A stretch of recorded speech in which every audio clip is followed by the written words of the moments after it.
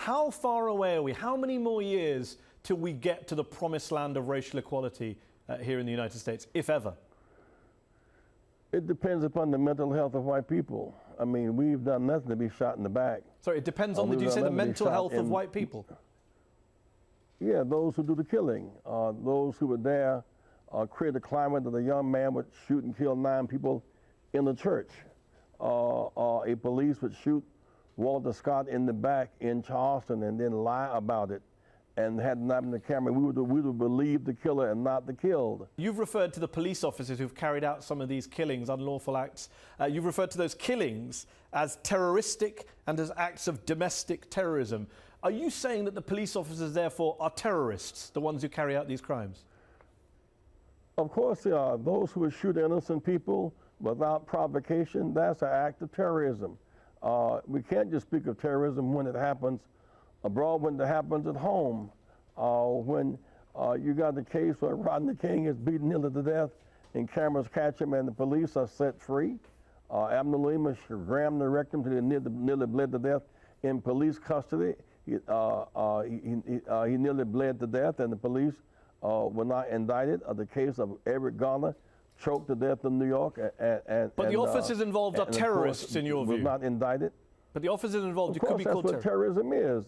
The unprovoked killing of innocent people is in fact terrorism or execution, however you want to put it. And it's very wrong and it's very prevalent, I might add. Most people would say, Jesse Jackson, that if you're confronted by an occupying force, you have a right to violently resist it. You've accused the police in some communities of this country of being an occupying force. Putting aside the accuracy or not of that remark, some people might say you're implicitly inciting violence against the police by protesters when you call them an occupying force. Well, police are as a police occupying force, as an economic occupying force. What happens in But Chicago, if they're occupiers, do people have the right to resist them, in your view? People do have the right to resist them when they do wrong. Violently? And often they do wrong. And there's an increased consciousness about their behavior. And I think people, were it not for these cameras, would be inclined to believe the story, the narrative of the police. But increasingly, people are now, really for the first time, questioning police behavior. Especially toward unarmed black people. Do we have giants today in America, like the MLKs and the Malcolm X's and the Paul Robesons from 4, 5, 6 decades ago? You would have to call the U.S. president a giant. The U.S. president goes out of his way to say that he is not the president of black America. He is the president of the United States of America. Well, he is, but there's a black dimension that has its own unique status. No other group in the Constitution was designated as being 3/5 of a human being. No other group from which he came faced 246 years of slavery. No other group has been so denigrated and so desecrated as has the African Americans. In spite of that, we have made progress. And what's good for black America is good for all of America. Let me read to you what Dwight Watkins, a black activist and academic from Baltimore, the scene of pretty major and recent disturbances after the death of Freddie Gray at the hands of the police there. Let me read to you what Professor Watkins wrote in The Guardian recently. He said, for years, the same self-appointed black leaders have visited every city mourning yet another black man killed by the police. They swoop in, give a speech, maybe march a mile or two, and then move on to the next national black tragedy. The young people of Baltimore don't care. They feel these methods are dated and do not work. What's your response to that? The fact that leaders try to inspire people to keep their hopes alive must be embraced.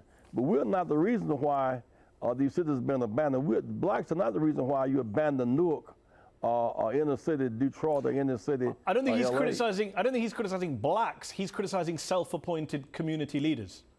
I don't know who fits that category, frankly. More and more now, when these incidents occur, you had a local African-American congressman on that scene.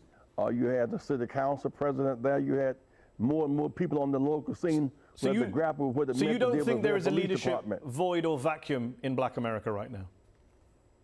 No, I do not. I think there's leadership void in white America. When these blacks, unarmed blacks, are shot in the back by police, where are the white voices in the House or Senate to speak up and speak out?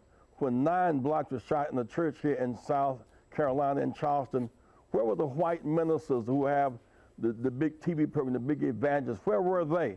There's a vacuum. There's a white leadership. You're making very strong points, many of which I wouldn't disagree with, but given you're in front of me and they're not, let me ask you this. Isn't it true that when you were in Ferguson, for example, where there were protests, a lot of young protesters started protesting against you and throwing verbal abuse at you, saying that you were a sellout, that you don't represent them, that you were from a different generation, a different place? Sometimes you speak out of their pain. Dr. King faced the same kind of challenge as people struggle, and you have to be able to absorb that pain and love them anyhow.